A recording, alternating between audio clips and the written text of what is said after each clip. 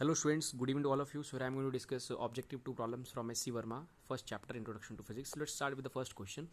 The dimensions ml minus 1 t minus 2 में correspond to. So हमें formula दे के रखा है ml minus 1 t minus 2. तो हमें बताना है ये किसका formula है. स्टूडेंट्स जो पहली ऑप्शन यहाँ दी है वो है वर्क. सो वर्क का फॉर्मूला तो M L two T minus two है, सो वर्क नहीं है. Linear momentum mass into velocity, इसका फॉर्मूला है M L T minus one, ये भी नहीं है. फिर बात आती है प्रेशर और एनर्जी पर यूनिट वॉल्यूम पे. So pressure is basically force upon area. Force का है M L T minus two, area का है एल स्क्वायर. सो सॉल्व करने पे ये बनेगा M L minus one T minus two. So ये प्रेशर का फॉर्मूला है स्टूडेंट्स. सो दूसरा है एनर्जी अपॉन वॉल्यूम, एनर्जी पर unit volume. So that is energy upon volume. Energy का है M L two T minus two, volume का है एल क्यूब. सो सॉल्व करने पर ये भी आएगा M L minus one T minus two. So basically जो पहला क्वेश्चन है उसके सही आंसर्स है सी और डी. फिर चलते हैं दूसरे क्वेश्चन की तरफ. हमें सिलेक्ट करना है करेक्ट स्टेटमेंट. अ डायमेंशनली करेक्ट इक्वेशन में बी करेक्ट, अ डायमेंशनली करेक्ट इक्वेशन में बी इनकरेक्ट. तो स्टूडेंट्स इस क्वेश्चन में अगर कहा जा रहा है कि कोई इक्वेशन जो है अगर डायमेंशनली करेक्ट है तो वो इक्वेशन करेक्ट भी हो सकती है और इनकरेक्ट भी हो सकती है. मतलब डायमेंशनली वो करेक्ट है बट वो अदरवाइज करेक्ट और इनकरेक्ट दोनों हो सकती है. सो अगर हम क्वेश्चन सेकंड में देखें, अगर मैं एक जनरल इक्वेशन लेता हूँ जो कि एससी वर्मा में ही दे के रखा है, you T plus half A T square. So students ये इक्वेशन जो है वो डायमेंशनली जो है वो करेक्ट इक्वेशन है और अदरवाइज ऑल्सो ये करेक्ट है. लेकिन अगर मैं इसे लिखता हूँ S equal to U T plus A T square, तो ये इक्वेशन डायमेंशनली अभी भी करेक्ट है लेकिन otherwise this is not correct, because यहाँ जो हाफ इन्वॉल्व है वो एक कांस्टेंट है, उसका कोई डायमेंशन फॉर्मूला नहीं है. सो डायमेंशनलिटी में मैग्नीट्यूड इज नॉट इंपॉर्टेंट, वो डायमेंशनली इक्वेशन सही होना चाहिए. सो सेकंड इक्वेशन जो मैं लिख रहा हूँ यहाँ पर ये वाला, ये डायमेंशनली करेक्ट है but otherwise it is not correct. So एक dimensionally correct equation correct as well as incorrect दोनों हो सकती है.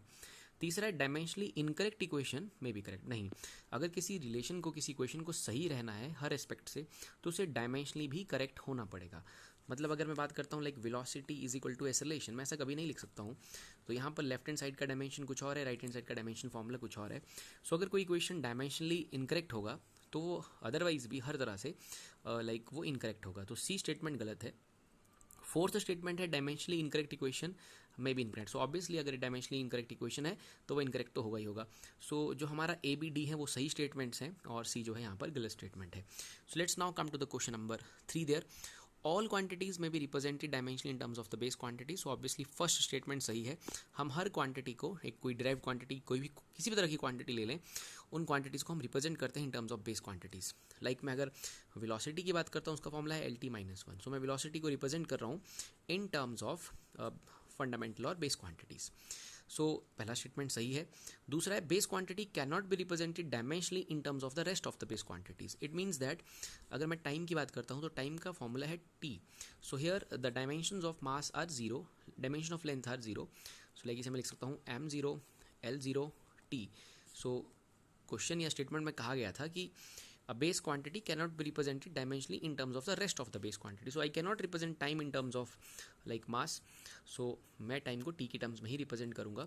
तो किसी बेस क्वांटिटी को किसी दूसरी बेस क्वांटिटी के टर्म्स में रिप्रेजेंट नहीं किया जा सकता है.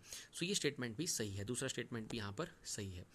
So now let's come to the third statement. Dimension of a base quantity in other base quantities always zero. Again ये इस तरह का ही क्वेश्चन या स्टेटमेंट बन रहा है. लाइक अगर मैं मास की बात करता हूँ, मास का डायमेंशन फॉर्मूला बनेगा M L zero T zero. So here basically like length का जो डायमेंशन है, डायमेंशन मीन्स ये पावर. सो लेंथ का जो पावर है डायमेंशन है, टी का जो डायमेंशन है वो जीरो है for the mass. So basically question था the dimension of a base quantity in other base quantities is always zero. So obviously this is correct. So first three statements are the correct there. So let's come to the fourth statement. The dimension of a derived quantity is never zero in any base quantities. तो इसका क्या है कि like अगर मैं acceleration का dimension formula लिखता हूँ, because acceleration is a derived quantity, so इसका फॉर्मूला है एल टी माइनस टू और अगेन से M zero L T minus two. So here the dimension of a base quantity mass is zero. So यहाँ कहा जा रहा है dimension of a derived quantity is never zero in any base quantity. So basically here the base quantity mass has the dimension 0. So question था it can never 0. So नहीं, ये 0 हो सकता है. So D is the incorrect statement. So A, B, C are the correct there. So these are the answers. Thank you.